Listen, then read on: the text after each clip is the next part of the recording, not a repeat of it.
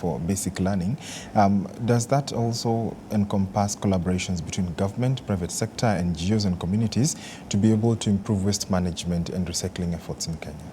Yeah, there's a lot of talk about this public-private partnership approach, right? And you can always discuss where is it push or pull? Is it the government pushing or is it the private sector pulling, right? So that you need to strike this balance, right? Yeah. So you can say the youth are both the consumers and they're also the future employees, right? So they have to be a part as a key ingredient in this. So that's why we're trying to, the advocacy we're trying to do together is targeting, yes, NEMA, they're the authority, but the private sector are the producers. At the same time, you need the youth because they're the future employees and consumers. So you need different language for different groups. So that's sort of also why we are there, how we are messaging to the different groups. It depends on who we're targeting. So when we do a curriculum for primary school kids, it's quite different than the conversation we're having tonight, where it's much more about what is plastic and stuff like that, right? We have seen what public-private partnerships have done before. Is it coming with gusto? Is it coming with oomph on matter sustainability and sustainable waste strategies? Because we're learning that this cannot be done by government only, for example, because there's a financing gap. And that's why the private sector comes in to cover that gap, right? So that's why it becomes, the parties have to listen to each other. It has to be a bipartite discussion. I mean, we had the African Climate Summit in Nairobi a month ago or something, and the biggest topic by far was financing.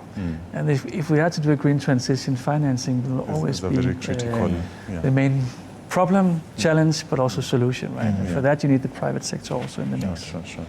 Absolutely. Close. And James, Ali, when these conversations are held, we know very well, Nairobi is the most developed city in the country.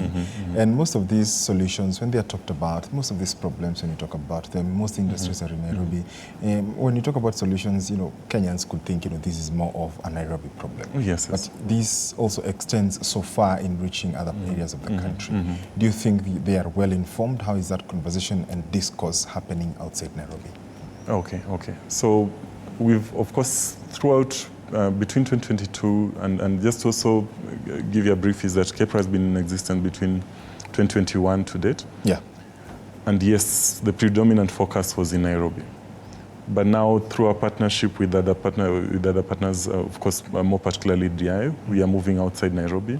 Understandably, because first, initially, KEPRO was working within a voluntary ecosystem.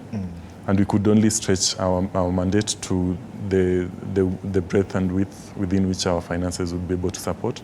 But now, with the law coming into place and us getting a bit more support, I think for next year, for instance, we are supposed to be covering all the 47 counties and just trying to cascade down the information to the granular levels. And beyond that, I think we've also now been targeting specific areas just to try and focus our efforts to the rural areas. I think this year we are very particular on trying to increase our efforts in Kisii County and Mombasa County. Just to also demystify the conversation on waste being a Nairobi problem. If you go to Kisii, in 2022, they had their official dump site being shut down and they had to get a solution. So that really necessitated us going there and trying to curate a solution for them.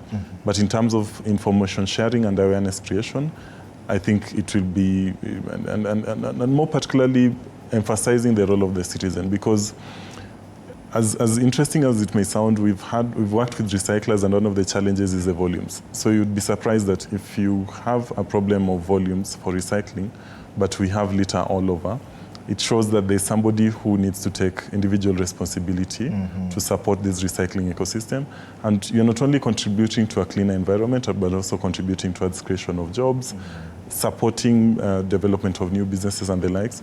So for us, it's demystifying and trying to understand that waste goes beyond the waste pickers. It's an individual mandate, you as an individual citizen, but you're also not only contributing to a clean and healthy environment, but supporting a whole ecosystem as far as creation of jobs is concerned and providing us a source of livelihood for quite a number of citizens in the country.